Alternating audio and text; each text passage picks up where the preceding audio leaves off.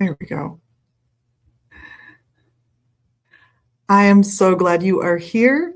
It is Herby Thursday in my world, and to be fair, it's the 12th of February. So, how can I resist talking a little bit about aphrodisiacs, right?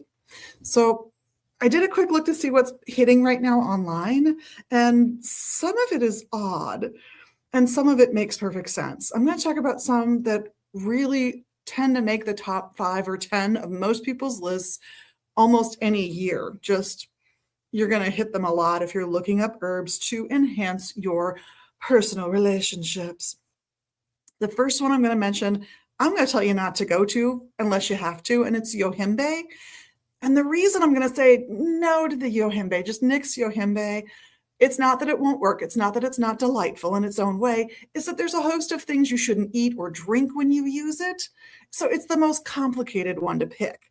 So it's the one I would leave off the list or put at the very bottom of my list if I was looking for an herb that does what an aphrodisiac herb is supposed to do. And this one does exactly what an aphrodisiac herb should do. It contains some chemistry that the plant naturally produces that is in a group classed as phytotestosterones.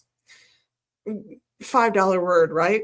So that little pretext, phyto, P-H-Y-T-O, that means from a plant, basically. So this is it's your fancy herby way of saying this is a plant that makes something that your body is going to treat like it's testosterone. It's that simple. There are plants that contain phytoestrogens, phytoprogesterones, and a host of other types of hormones, but phytotestosterone is the one we're going to focus on today. So yohimbe has this, but you know what? So does horny goatweed. Is it the same chemistry? Not necessarily. Might be different plant to plant. And I got 5 minutes, so we're not going to go that deep. Much easier to use, not difficult to get a hold of. As with any herb, check your contraindications, check your medical contraindications, your medication contraindications with any and all herbs, of course. But horny goatweed's a little more accessible, a little easier to use. You don't have to remember not to eat or drink certain things. It's a better choice. I would put in that same group Damiana. Damiana is another one that with those phytotestosterones in it that's just a little easier to use than the yohimbe is. Damiana is also known for relaxing people. It's known for helping people just let blood flow where it needs to flow, in addition to having some of that phytotestosterone quality to it. Horny goatweed, famously named because people who were shepherds watched goats eat horny goatweed and then do what the name implies. And so they thought, let's try it. And they found it worked for them too. Fantastic history. Wonderful herbs. Another one in this category is tribulus or tribulus. I hear people say it each way. I lean into tribulus, but you're welcome to correct me if you want. But it's another one of those herbs that contains those phytotestosterones. That's one group. There's a whole nother class of herbs that I would not say are your date night herbs, whereas these could be date night herbs. They honestly could be. The ones that just support healthy hormone function, healthy blood flow, just healthy generally, are adaptogenic herbs. I don't know, another $5 herb word. What's an adaptogenic? It's an herb that helps the body adapt to stressors, whether that's you're a computer programmer who decided to fix their own roof, silly computer programmer, or you are under a lot of pressure, right? Emotional or mental pressure right now. Adaptogens just smooth that journey for you.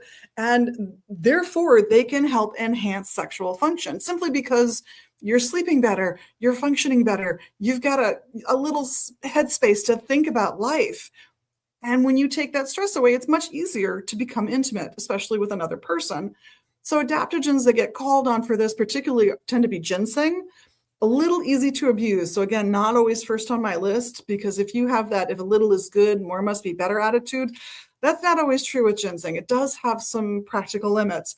Ashwagandha is another great choice from India, from Ayurvedic medicine, Marapuma, from further south in the Americas than here, warmer climates than I happen to be in.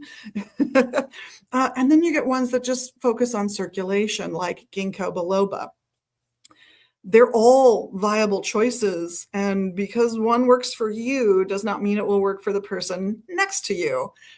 So you've got to kind of hunt and find the ones that you respond the best to, or see someone qualified in the use of these herbs to help you determine before you even get started on them what's likely to do the best job for you. So make an appointment with an herbalist, bring your medication list with you if that's the route you want to go. But if what you want to do is just try stuff out because you're relatively healthy, you're not on any medications, just go slow, play safe. Start with the lowest dose you see recommended in 5 or more resources is always my caution.